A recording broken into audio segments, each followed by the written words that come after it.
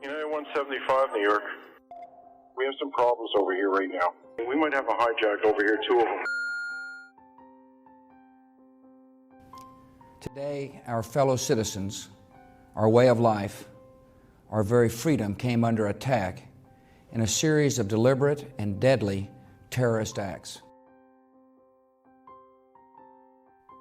Welcome back to Americanized, a podcast that explores a topic central to United States and how it influences the globe. I'm your host, Shafi Hussein, and today we're looking at September 11 attacks and its impact with one of the best working comedians right now, your friend, my friend, joelist.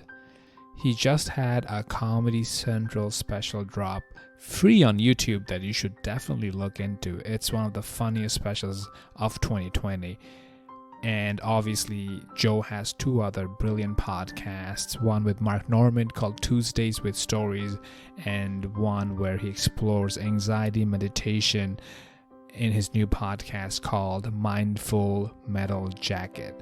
I had so much fun talking with Joe in his podcast, Mindful Metal Jacket, that you should definitely check out. This episode has a lot of personal anecdotes from Joe. We explore a timeline to 9/11 and the following laws and legislations that were passed and its impact. Obviously, this was one of the biggest tragedies in the U.S. history, but it also had such a drastic impact that we are still feeling today. I hope you guys enjoy the episode.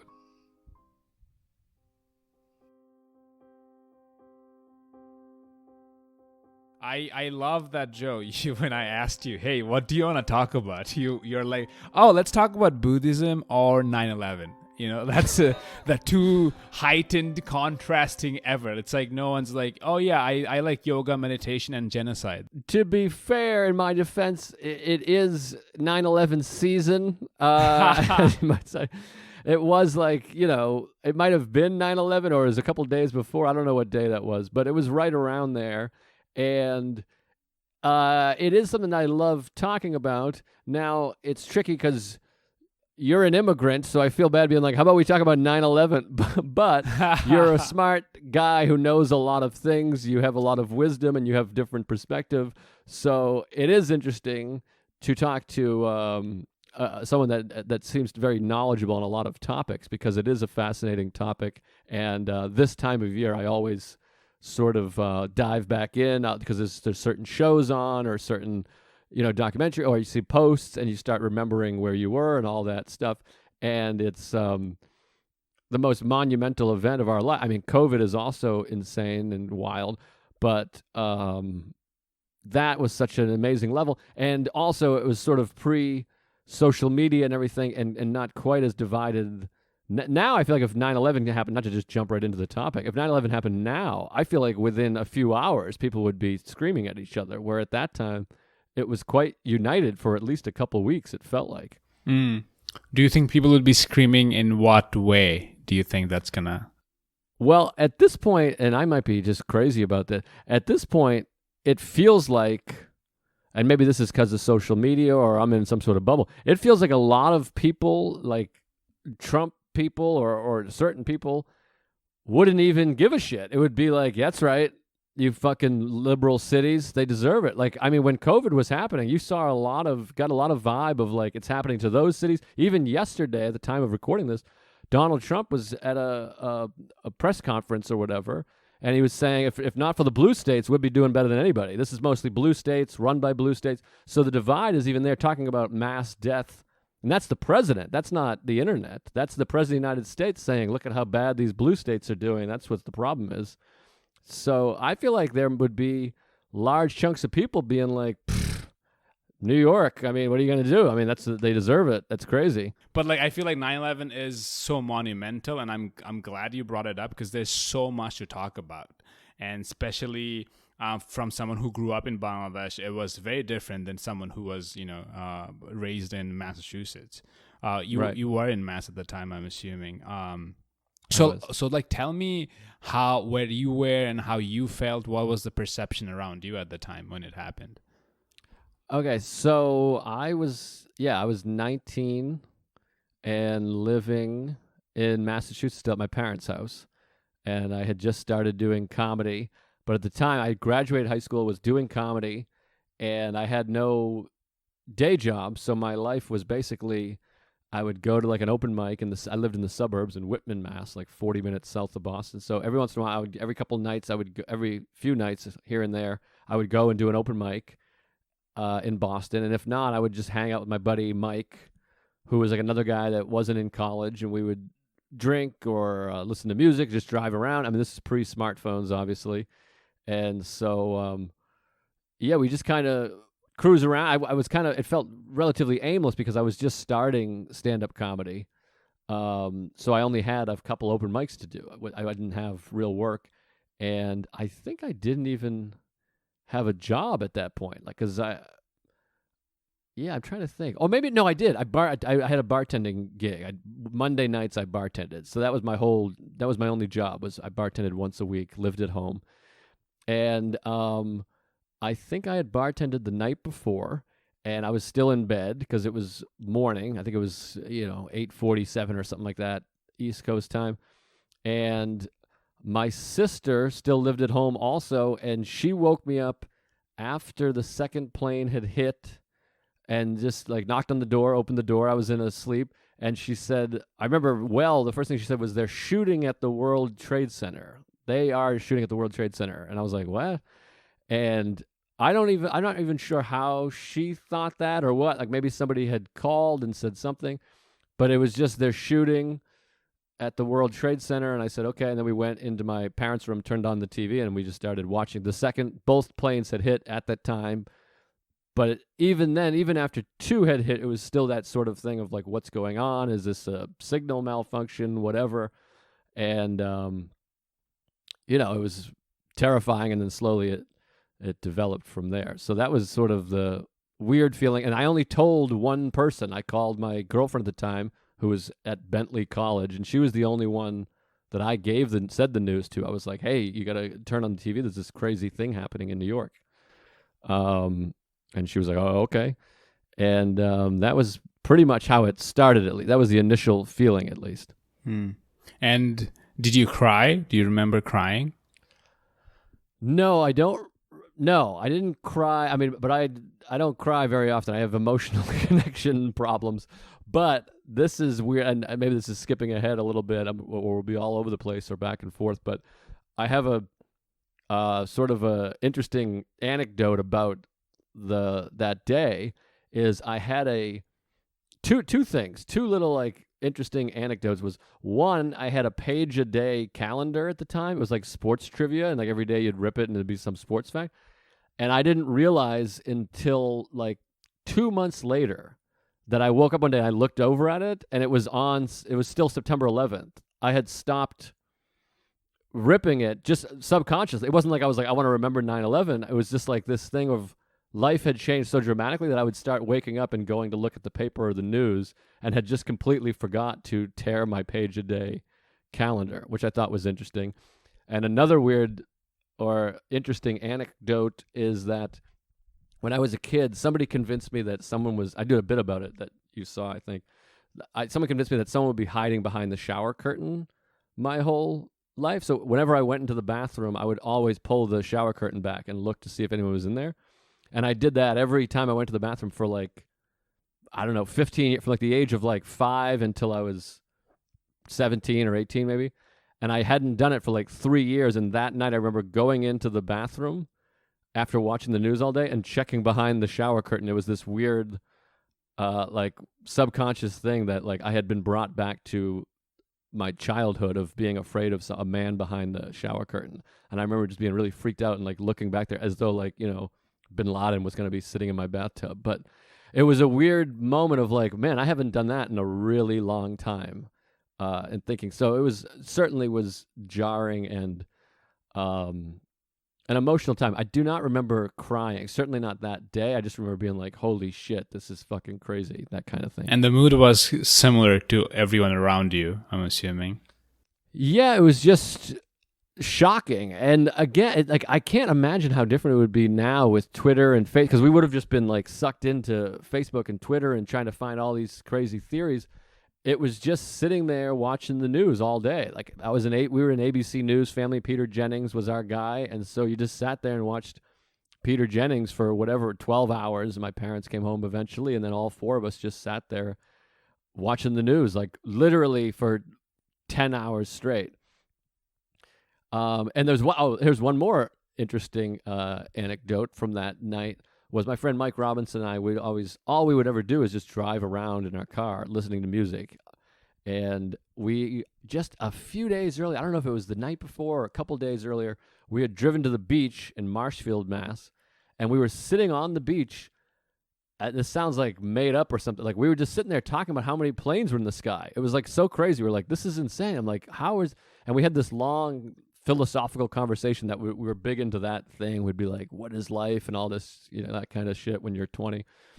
And we were making note of how many planes. We were like, where do you think they're going? How many planes are there? How many people? And we were there like a couple nights later. And of course, at that point, they had grounded all planes. And it was such a fascinating contrast to be sitting there being like, there's zero plane. There are absolute nothing, no planes whatsoever. So those are a few memorable things from that day. And when did you pick up stand-up again? Was that on hiatus for a bit?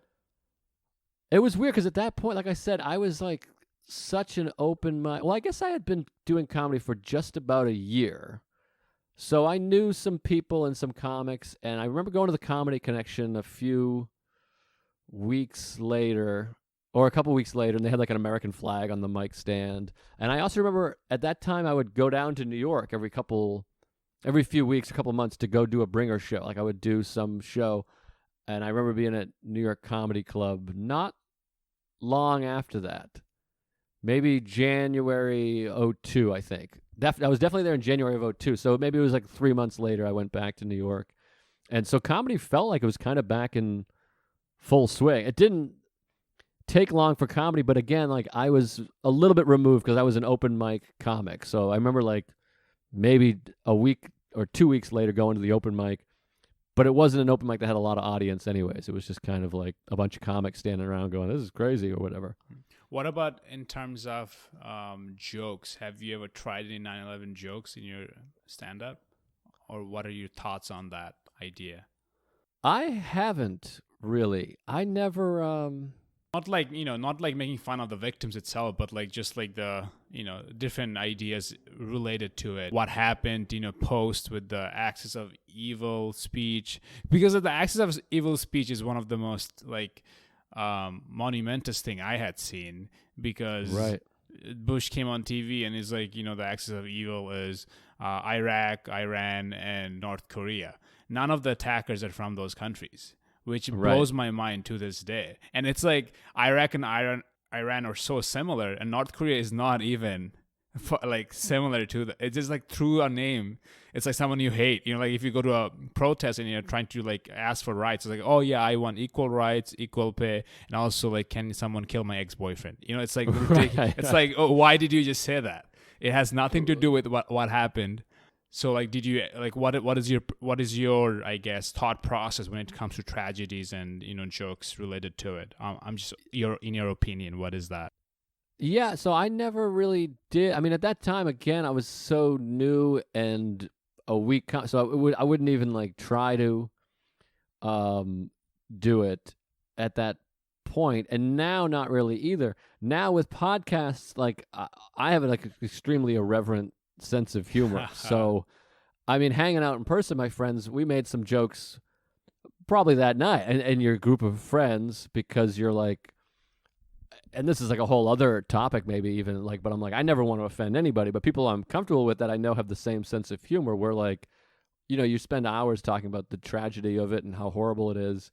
And then, maybe someone goes, yeah, but yabba-dibba-doo, or whatever about someone, and you go, that's hilarious. It breaks the tension. That's always been my sense of humor. Like I make jokes at my grandfather's funeral or whatever it is. Sarah's dad passed away, and like we're able to make jokes, not like that's hilarious, but some jokes around it. So I have no problem with people making jokes about it or around it. I remember Louis had that joke where he said, "You know how good of a person you are by how much time before you masturbated after the 9/11." He said, "Mine was before the second tower fell." I mean, I think that's a great joke. And Zach Galifianakis says one of my favorite jokes ever, where people say, "Where were you on 9/11?" He says, "What year?" I mean, like, to me, I'm like, that's an amazing joke. Which to me, I mean, that joke to me has no real even affiliation with the tragedy. It's just like, right. I mean, that joke to me is like obvious. Is like, obviously when. Yeah, 9/11 means something. No one thinks. But also what's funny about that joke to me is the idea that he has an answer for 9/11, 1995. You know? Yeah. Like he might know where he was on September 11th, 1988. Yeah. So if it was his birthday, he might. You know what I mean? If it's someone's birthday, you might know where you were in the year before because you might have a restaurant in mind that you went to or a Disney World vacation trip. Right. That's a good point. But yeah, so I never tried it. I've never been, as far as stand-up, I have never been big into, I'm going to really take this on stage because I'm not interested in offending anybody. Right. Whereas, like I said, jokes in my group of friends of comedians who have sick sense of humor, I'm fine with it. And I'm fine with comedians doing bits about it, but it's got to be strong or the audience kind of dictates what happens with that stuff. You'll figure it out if it's good or not eventually. Right, but yeah, I didn't do any material about it at all. I just kind of was like, and that thing for me, and maybe times have changed or my opinion changed. That thing to me, it felt like comedy was really like, let's get away from all the news and all the shit. Let's go watch a stand-up show, and that felt like let's do some relationship jokes. I know a lot of people had jokes about Bin Laden and why can't we catch him and fuck that guy, he's whatever that kind of angle was. And there was a lot. I remember my friend PJ Thibodeau had a funny joke about his mother confuses names, and she said, they think it was Oksana Bayul, who was like the big figure skater at that time. Like she confused Osama bin Laden and Oksana Bayul. So I feel like jokes like of that kind of joke was great at that time. When people were like, we got to get this piece of shit, he's fucking whatever. Those were like, I remember people would be like, that kind of shit. But it is fascinating though, because like, you talk about the divide in the country right now, but Osama was this figure who actually united the country. Right. So did you have any, I guess, Muslim friends growing up or anyone who's from that faith? And how was, like, what was the perception right after? Was there like a rampant Islamophobia or like what was going on around you in that aspect? No. So I mean, I don't think there was any Muslim people in my school. If there were, I certainly didn't know about it. I mean, that was my introduction to Muslim. I didn't, or Islam or... Yeah. I mean, I grew up in a small town. By the way, that's a bad introduction to anything. That's like the worst introduction to anything you can have. I mean, my family was not religious at all, so I had very basic, like I knew when I was growing up, people went to church and CCD, which I think is some kind of Catholic school. I don't even know what that is, some kind of Catholic thing. I didn't really know what the difference between Protestant and Catholics, which was everyone in my school was one of those two things. And I think maybe there was like a couple Jewish kids in my school. But even that, like I knew about Judaism from Woody Allen and Seinfeld of like, okay, these are Jews and I guess they're funny. I don't know much about, like, nobody in my family thought about religion or belief or faith or taught us anything. Right. And I sort of learned about, I mean, it sounds ignorant, of course, but it's like that's what small town America. It was mostly white. There was maybe 4 black kids in my school, and maybe 1 Asian kid, and it's mostly Irish and Italian kids or descent. And I was watching the news and being like, okay, they're Muslim in the name of Islam. Islam and Muslim, are those the same things? I don't really know. So I didn't know anything about that, and honestly, I didn't really until I moved to New York and started hanging out with comics and a much more diverse group of people, and then wanting to know more about the world and the news myself. It wasn't until I was in like my mid-20s before I started really understanding, like, Israel and Palestine and this stuff. Like I was not interested in that. Nobody around me was interested in that. My family never had any conversation about any kind of politics or religion or spirituality whatsoever. I mean, that was all. I had nothing of any knowledge of that. And what has that changed over the years? Now, like looking back, did you have any perceptions that has evolved? Well, it's interesting. Like I remember saying that night and getting some flack, and maybe that's what I'm just naturally sort of lean left even before being into politics. But I remember saying that night, going, "What?" Like having this thing, and it turned into a situation where I was like, "Boy, we must have done something crazy." Like, what do you? And I was asking, like, what do you think it is that we're doing that they have all this footage? Like, clearly, these people spent a lot of time and energy and effort to kill as many Americans as possible, and then they would have footage of people wherever they were celebrating and jumping in the street and firing guns in the air. And my thing, which Richard Gere famously said similar stuff at the Madison Square Garden, and they booed him off stage, and people hated him because at that time there was not much room for dialogue of like, hey, what are we doing? This seems right. Something's up. Something America is doing is causing this. People to go, let's fucking kill these people and celebrate about it. So that was definitely on my mind, but that was not going over well, particularly in that night and the next day and the next day. People were not really interested in hearing about that. And I remember I had the same thing that Bill Maher, who I love, got in trouble for on Politically Incorrect.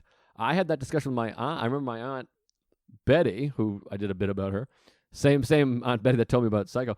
I remember her saying, they were using this word cowardly, these cowardly acts. And I remember, again, and also I guess I'm a bit of a, what do you call that when you argue with everybody? Contrarian?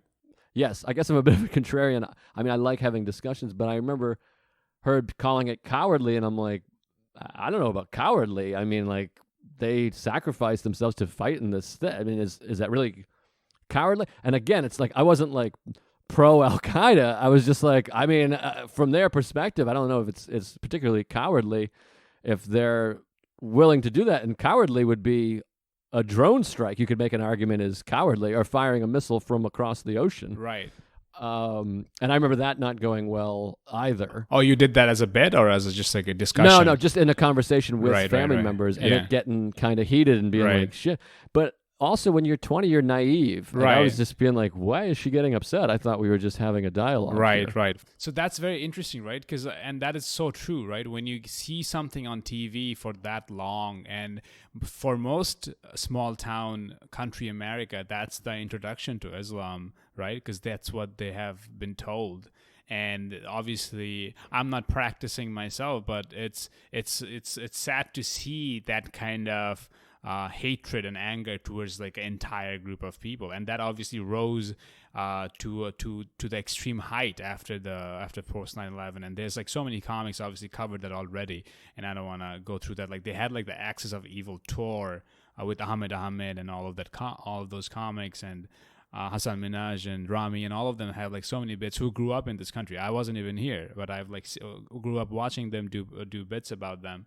And like Sikhs were persecuted, like people with turbans, like that's like how ignorant people were, because like that's how it was introduced. Like it's like getting introduced to Germany right after the Second World War. It's like, oh yeah, that's what they do. That's what they're all about. It's Hitler, right? They don't talk about that they make beautiful cars. They wouldn't cover that in the documentary, which is upsetting, because they do have good cars. I guess now I wanted to bring the discussion towards like, so now that we are in this time of COVID, and you're probably going on tour and you'll take flights, do you think you were more afraid of taking flights post 9/11 or now? Like what is and based on other comics you have discussed, does that ever come up? Interesting. Well, it's interesting because I hadn't really thought about that, but back then I wasn't flying too much. Like I had probably been on, maybe like 3 flights in my life at that point, maybe less. I mean, I had not flown very much at that point, nor was I flying, where now in regular life, I was flying every single week.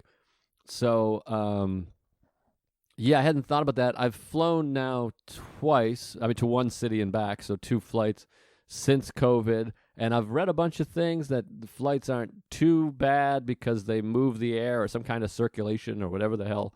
And it doesn't seem like it's been horrible, and they're putting space between the things. And so I'm not too concerned about flying now. 9/11, I remember there being a lot. I mean, they did so many security changes, obviously. But the first time flying after that, I just didn't. COVID is scary to me because to me it's here and it spreads and it's a thing. 9/11 felt like a crazy event that you're grateful you weren't part of, but you're like, that probably is not going to happen again. And at the time I lived in Whitman, Massachusetts, so I was like, it's not going to happen here. Although there was a ton of fear that more stuff was going to happen. And then the anthrax thing happened, I think a month later or a few weeks later, and that got scary. To me, my fear then is similar to the fear now, is that everything's going to collapse. Like our economy's going to collapse, our country's going to collapse. It wasn't necessarily a personal fear of like, I'm going to be killed by a terrorist, nor is it particularly a fear now that I'm going to die of COVID. It's this fear that the entire society will collapse, the economy, and there'll be, gunfights in the streets and bread lines and all this crazy shit. So that it feels similar in that way, but I don't feel really too nervous about flying. Maybe like a little like, oh, I wish, whatever. And back then I wasn't flying too much, but I do remember my friend being like, do you still want to move to New York? And I remember being like, yeah, I'll move to New York. I went to New York a few weeks later. I didn't feel a fear of moving to New York. In fact, it made me more drawn to New York of like, yeah, fuck yeah. I'm going to New York. Yeah.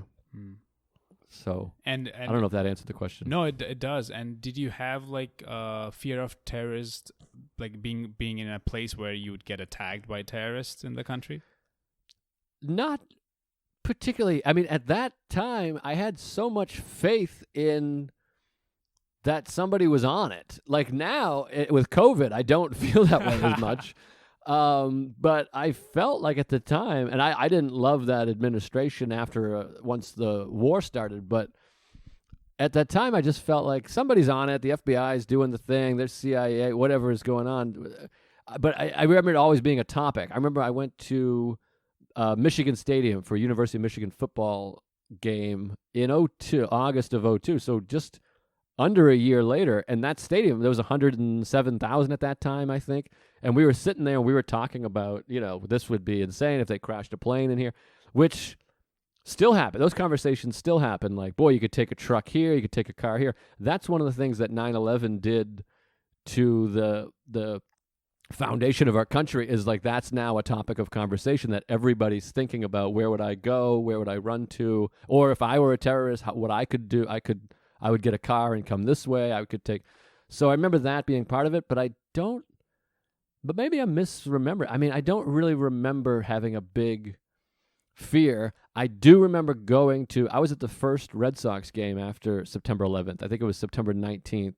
And I remember they did a flyover, and I remember that making me really nervous because they didn't say, hey, we got a flyover. You just kind of heard like that feel, and the things was shaking. And I remember everyone being like, what the fuck is this? Right.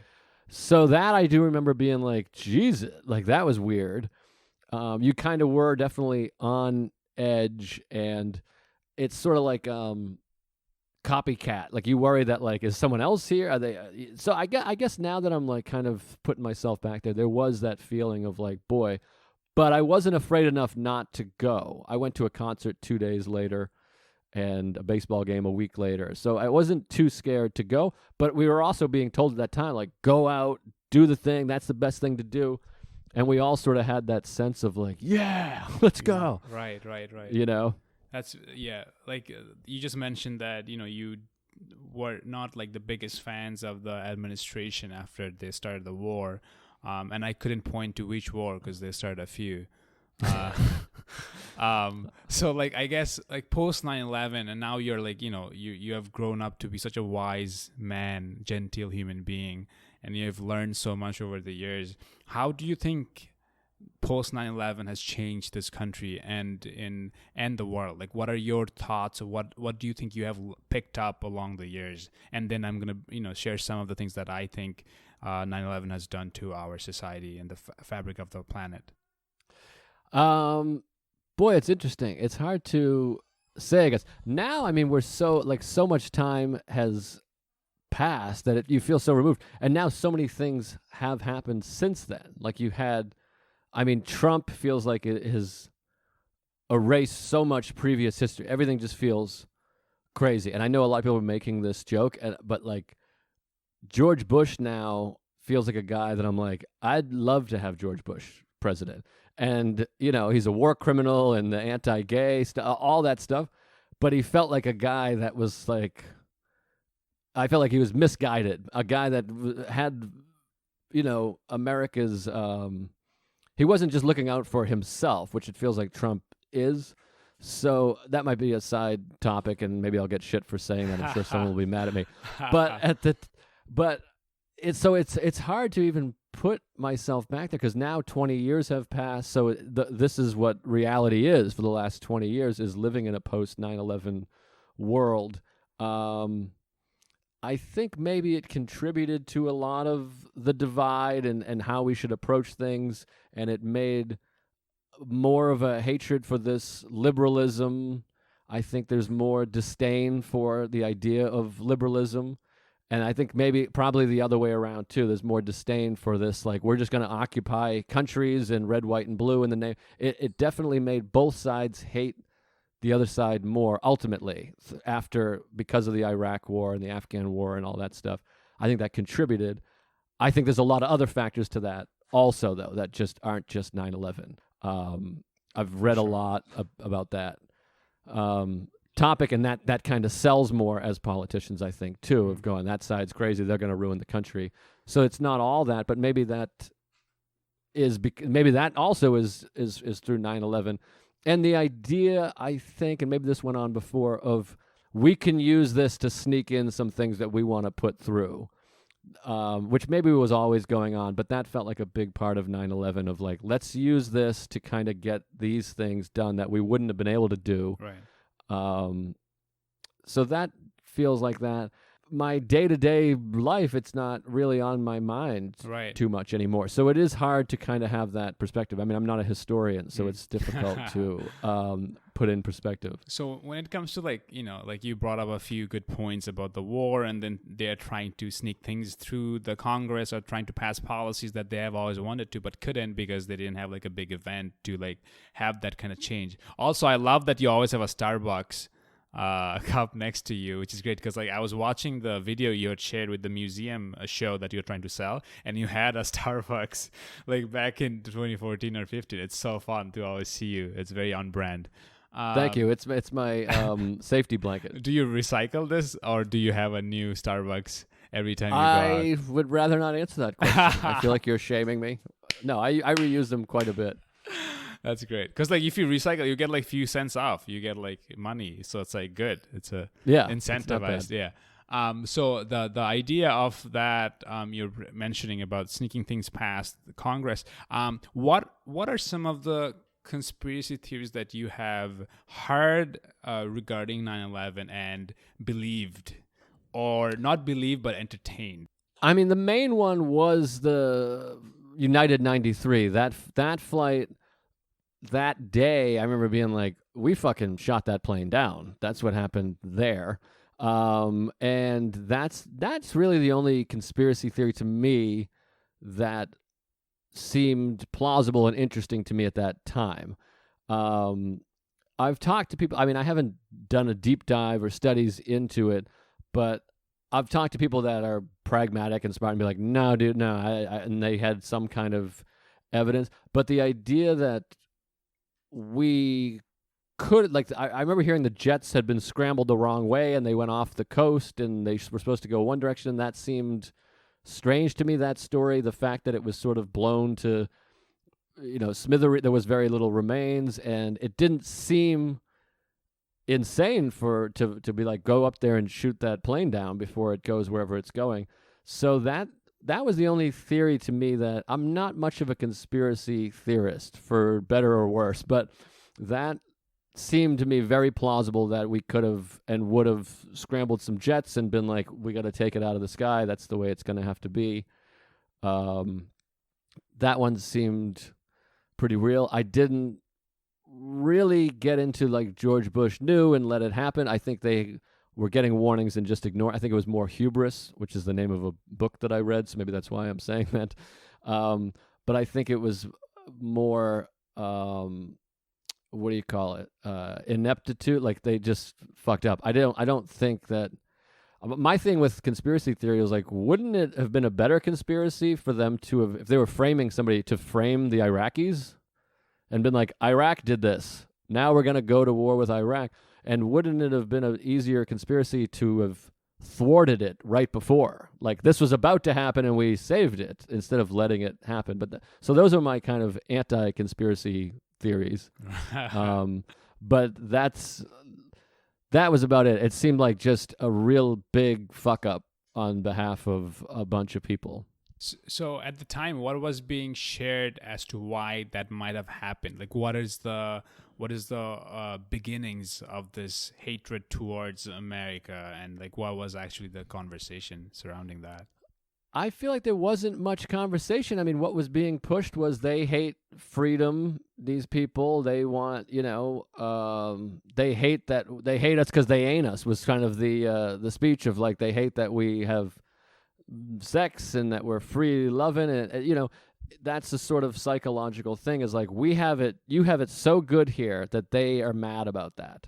There wasn't really a lot of like, well, we've been occupying their land, so they're upset about that. And again, I don't want it to seem like I'm just like America's a piece of shit and we deserve what we got. I'm just saying like that's no, but there's a nuance to that. You don't have to agree that America deserves what it got, but you can also criticize policies at the same time. Right. You don't have to be like, oh, I deserve it, but did we do something maybe that was not the best? You can also agree to that, So like obviously that's a heinous thing that happened, and no one deserves to die. I think we all agree. In 1989 is when the CIA was helping the not Al Qaeda at the time, but Taliban fighters in Afghanistan to fight the Soviets because they wanted to get rid of the communists. And this is like widely accepted. There's papers that were declassified that the CIA kind of agrees that they have helped the Taliban at the time to fight communism, because before the Cold War era shaped so much of what we are part of right now. It's kind of insane, because every episode I do and I learn more about like a central topic, it always goes back to Cold Wars for some reason. There's always a mention of Cold War and Nixon. Nixon is always part of it. Sure. And so 89 is when it's kind of started, right? So they were weaponizing this small militant groups, and Osama was part of that. And that when they won against the Soviets, they had this newfound belief that if they can take care of the Soviet army, then they can take care of the West as well, right? Right. And obviously, Israel-Palestine has been a point of debate for since the split in 47, and then they had a war in 67 when Israel kind of won the 6-day war, and then they kept occupying the land of Palestine, which is also known as Israel to some people, right? Which it is. So one of the threats that they were making at the time is that the U.S. and Israel are like one of the the best allies, pretty much. Like they're the biggest allies. Also, there's like so many different reasons. I capture all of this in one of the earlier episodes where I talk about America's influence in the Israel and Palestine conflict, because like I was always like amused by the fact that whenever you have a precedent, they always talk about the Israel-Palestine peace process. I'm like, why are you talking about this? But there's so much at stake. If you look through the UN resolutions and all of that, you figure out why it's so important to the American politics. So that was kind of the reasoning that the Al-Qaeda kind of showcased, that if you don't support Palestine's right to freedom, then we will have to take some kind of a stance against the U.S. And there has been like situations like the first incident was of this rabbi, this radical rabbi Radical Rabbi sounds like a sounds like a band name for some reason. I don't know why. It's like a comic strip. Yeah. This Radical Rabbi in 89, like 90s, he was like, spewing a lot of hate about Palestinians, and was saying that if you don't get rid of Palestinians from Israel, Jewish people will keep dying. And there was like a lot of extreme language that was being used. And then his name is like Meir Kahane, who was assassinated in 90, and that was the first like kind of like extreme Muslim versus extreme Jewish people kind of face off in the U.S., which never really happened before, right? So that was kind of the initiation of everything, because there was some extreme jihadists that kind of started being in the U.S. and started like spreading this jihad nonsense. That you have to like take on the West to kind of free your people in the Middle East. So that was ongoing, because you had the Gulf War that was going on between Iraq, Iran, and then Bush Senior was at the time who was trying to was in control at the time. Is there something to that too? Because I remember hearing about or reading about that, or I think I read about. I mean, I got so into all this stuff at one point, but I remember reading part of that also with the first Iraq war was that bin Laden was still with the Saudis and in Saudi Arabia at that time, and then Iraq invaded Kuwait, and Osama was like, we can kind of take care of this. We're able to take care of this, and then America said, no, fuck you, we're coming in, and that was really pissed him off and upsetting. Did you find any of that in your research, that angle? Yeah. So, Osama was at first allies and then not allies. And that's when they were against them. And they always wanted to have this kind of bigger presence in the middle. They like some of the extreme militants, their point of view is that they want to unite the Muslim Brotherhood nation, because they want to go back to the glory days, which is apparently the Ottoman Empire, when the Muslim and the Christians and Jews are all living in peace, and they were like really, like if you look into the documents, they were maybe not living in peace to the point where you want everyone to be, but they were more at peace than they are now, at least in some parts of the places. So yeah, that is very true. And in 1982, the Lebanon war, when Israel was attacking Lebanon, and they were actually attacking like high-rise buildings in Lebanon, which was kind of the idea that Osama had. It's like, oh, I want to do something like this, and he pointed to the Lebanon war that when they were damaging. So that was kind of the initiation of why they wanted to target the World Trade Centers. And obviously you know about the 1993 bombing of the World Trade Center, which was another crazy incident to happen. And it's interesting to see that they did not increase security right after, right? Because that happened 8 years ago, which people don't really talk about as much, which is interesting, because that's massive. It's like it's the same place you did that 8 years ago. And then 98 is when Osama came out and did this fatwa, which is just like an Islamic scholar will do, but has no basis. It's like, oh, you go and start killing Americans wherever you can, which is just like ridiculous. Like, even if you say, like, it's insane to say that.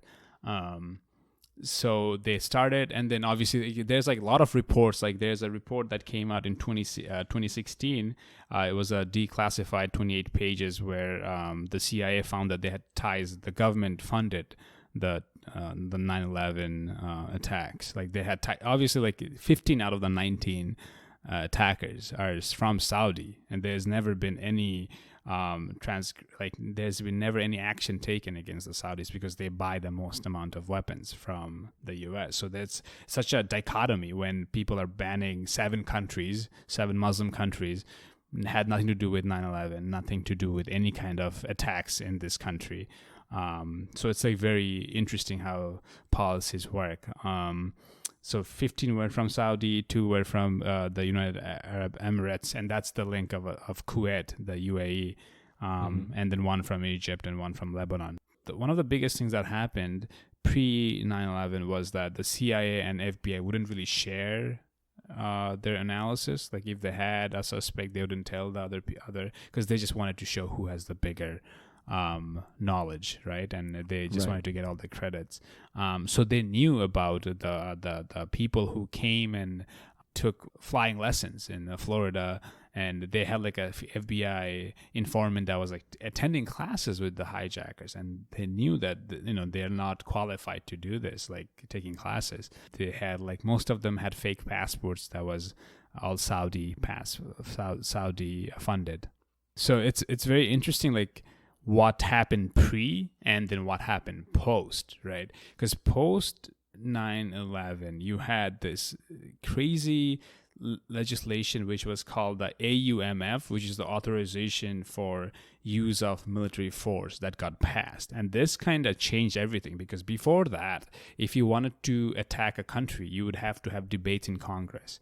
And after this, this gave unprecedented powers to the president to just attack whoever he deems to be a security risk. And there was like one person who did not want to pass that. Everyone else was just like unified, which is very, very bizarre to even think that they didn't think this might have repercussions, right? Like, how can you give so much power to one person without any kind of checks and balances? At that point, it felt like that was political suicide, right? Like, to say no, for sure. What? And people would be like, "Fuck that guy." Right. And it is interesting, like the amount of courage you might have to be like, okay, let's think about this, right? Like this is a lot. So that got passed, and then you had the Patriot Act, which was all about just like taping and surveillance of your own citizens. CIA and FBI got unprecedented funding to do anything they wanted, and which was released in the Snowden tapes. I'm not sure if you saw the Snowden documentary where he talks about the NSA and how they did like surveillance and all of that. So post 9/11 was the first time when the NATO, the group of allies that the U.S. have in the Europe and everywhere in the world, all of them passed laws that were just curated towards anti-terrorism acts. Like the New Zealand even passed one of these, Canada, Germany, the UK. But one thing of note that I found was super interesting was President Bush, even after the attack, went to the DC Islamic Center acknowledging how important American Muslims are. He tried to unify the people. 9/11 happened, the AUMF and Patriot Act were the biggest things to happen in the U.S., which kind of influenced so much of what happened policy-wise, military-wise. And then you had the Gitmo that got established, Guantanamo, which was not a thing before. And it's interesting because like Guantanamo, you can also call it as the human right violation camp, because there's waterboarding was like widely used. Like the first time I heard of waterboarding, I thought it was a amusement park, I didn't know what it was when I was a kid. I was like, what is waterboarding? It sounds like a fun ride. But Guantanamo Bay existed before. It just wasn't for like prisoners. Yeah, because it was a base. Guantanamo Bay is in the coast of Cuba. Yeah, it's a base, but they didn't have the camp for prisoners. Right. And they did that because they weren't part of, I guess, U.S. laws, so they could do whatever they wanted. That was kind of the loophole they tried to create, and there has been multiple resolutions in the UN that tried to shut down the camp. Obama's one of the key policy or campaigning ideas or topic was that he's going to shut it down, but it still is open with 40 odd prisoners still there. So post 9/11, other things that were very crucial, the relationship with Russia. And Russia has been this foe for the entirety post the Second World War, but now they had a different enemy. And so they had this Russia-U.S. offensive reduction treaty that they signed in 2002, which kind of made sure that they don't have invest in more nukes, because there's no point. They already have 5,000. So they kind of stopped that. Their relationship with China was getting better as well, because they're like, oh, let's try to focus on Afghanistan and Iraq. And obviously those wars are directly result of 9/11, and everyone knows that, and it's still going on.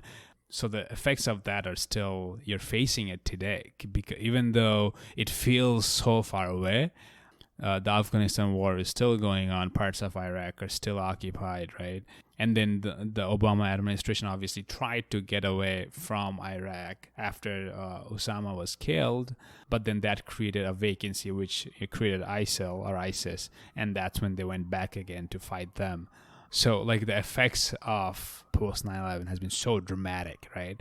And in 2015, you had the Freedom Act, which finally stopped surveillance of the data that was being extracted from your phones. You could, the CIA and FBI can get access to it, but they would need a warrant. I don't know how true this all of is. Like, I feel like they still have a way of getting access to your data. What do you think about that? Like, what is your take on privacy? I obviously watched The Social Dilemma after you recommended it. Man, it's hard, and this I feel like people are going to hate me after this podcast, but that's something that, like, I watched the Snowden documentary, and for whatever reason, a lot of that stuff does not grab me. It doesn't alarm me the way it does some people, and I know it should, but I kind of have this thing of like, all right, they're reading our shit, or somebody could read my shit. I don't know. Like to me, that documentary, The Social Dilemma, that to me, my fear with social media is more that it's occupying my time and brain space, that I spend 4 hours a day looking at this stuff and I read until I get angry. That stuff bothers me. The government surveillance is a thing that I understand intellectually that I should be more upset about, and maybe it's my privilege not to be, but it just never hooks into me to go, oh my God, this is insane.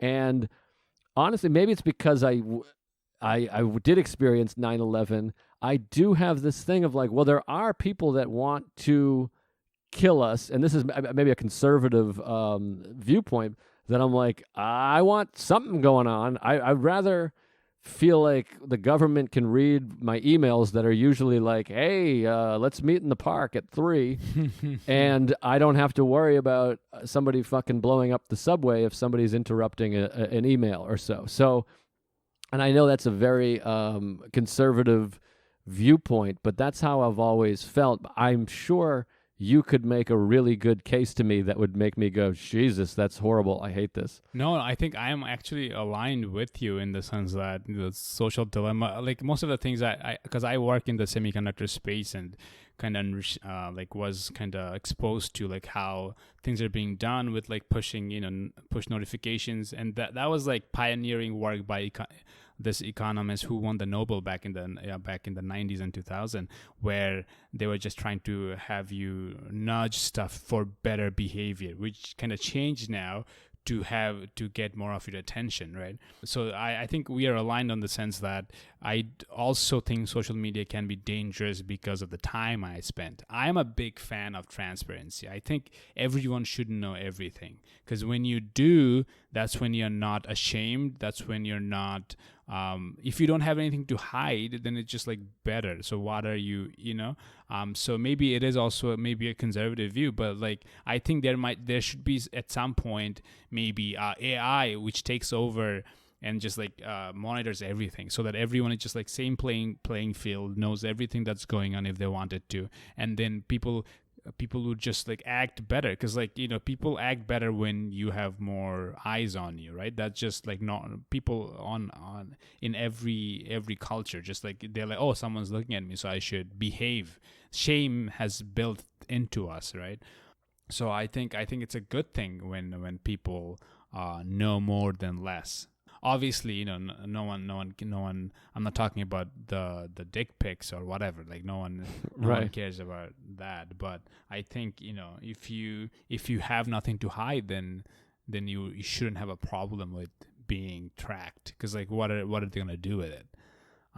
Except like probably targeting marketing. But I don't buy anything. So I don't care. Right, yeah, that aspect of social dilemma of like the ads they're taking our whatever and selling us ads. I'm like, I don't care that much if they're doing ads. I don't even buy anything off of there. I just hate that, again, it's like my mood can be affected because I'm reading an argument between two people I don't even know, and I'm like, this guy's in it, and then I'm having arguments in my head, or I'm looking for more likes, and I need those dopamines, so I got to come up with something else to post. That to me is horrible. And then, of course, in Social Dilemma, which they talk about, that's a huge problem, is that everyone's getting their own news and lives in an echo chamber of getting told whatever they believe over and over again. And it causes a huge divide. So that stuff is scary to me. But again, if terrorists are getting stopped because someone's reading their emails, I am okay with that. The other thing that was very interesting to me was that the stock market lost $1.4 trillion after 9/11, and obviously it took like a few years for it to come back. And the parallels are not really there when it comes to COVID, because the market right now is thriving. It's been one of the best. Like, after a month in April that was down, but since then it just came back up. Do you invest at all? Or, No, I mean, I have a some kind of retirement. I'm so ignorant with this stuff. I have a retirement that I've sent money to save money on taxes, and I have a guy that does something with it. So I think my retirement is somehow wrapped up in the market, but I don't. And I feel ignorant about it, but some people have been like, that's actually the best way to be invested, is just whatever low stake stocks and don't even look at it or mess with it. So I don't even know what it looks like, to be honest. Because people who try to beat the market are usually the ones who get beat. Right. So I guess, what are your final thoughts on post 9/11 era, and what do you predict in terms of terrorism, wars in the next 100 years? Like, what are your predictions when it comes to America? Oh God, that's heavy, man. Well, first of all, I started to worry that I'm in some way disrespectful to the victims and the situation. I just these are my experiences and thoughts, and obviously it was. We love you, Joe. Thank you. A horrendous tragedy, and I just picture all these people listening to this being like, "What a piece of shit! Listen to this guy." So it was horrible. It's hard. I'm like, but it's strange because I look back and those days after, and I was not directly affected. My family's all firemen, but they're firemen that were in Massachusetts. In those days afterwards, it really felt strangely like wonderful. Like we were all sitting around the TV together, and then everybody was like united. I went to see John Mellencamp on September 13th, 2011. I remember he played Pink Houses, Ain't That America? And like the place was going crazy, and everybody felt filled with like pride, and all the shows and the fundraisers, and it was pretty incredible. I mean, like George Bush throwing that strike at the World Series was like unbelievable, and the the intercom and all that stuff was pretty amazing. And it strangely, the days after 9/11 is probably the last time I was genuinely proud to be an American. I felt actual pride of like, we're fucking great. And I don't feel that now. Now I feel genuine shame to be an American a lot of the time. There's obviously, I love it. I would leave if I didn't love it, yada, yada, all those things. But if you don't like it, leave. Like, what kind of a relationship are you? Like, what kind of a relation, you know what I mean? Like, the most toxic relationship, people will say that, if you don't like it, you can leave. Like, no, we're here to talk it out. Like, I'm just going to leave. Yeah, I'm like, I don't want to leave. I want to make it better.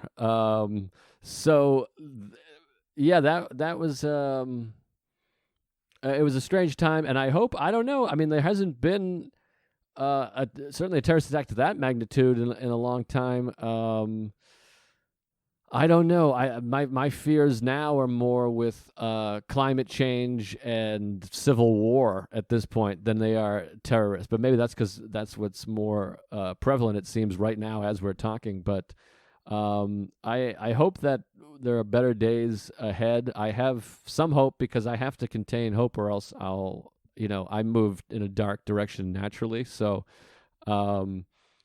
I hope for hope, and there's the new generation coming up that hopefully will be less divided and less addicted to their phones, I think, maybe. But I don't know. Yeah, I don't know is my answer, my final answer. I don't know. And I'm sorry for everything I've ever done and said in my life. And, I'll take my own life if anybody asks me to.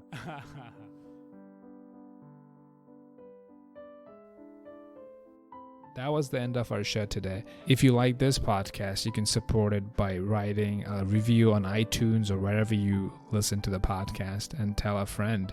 If you have feedback for the podcast, email that to americanizedpod@gmail.com. Thank you so much for listening.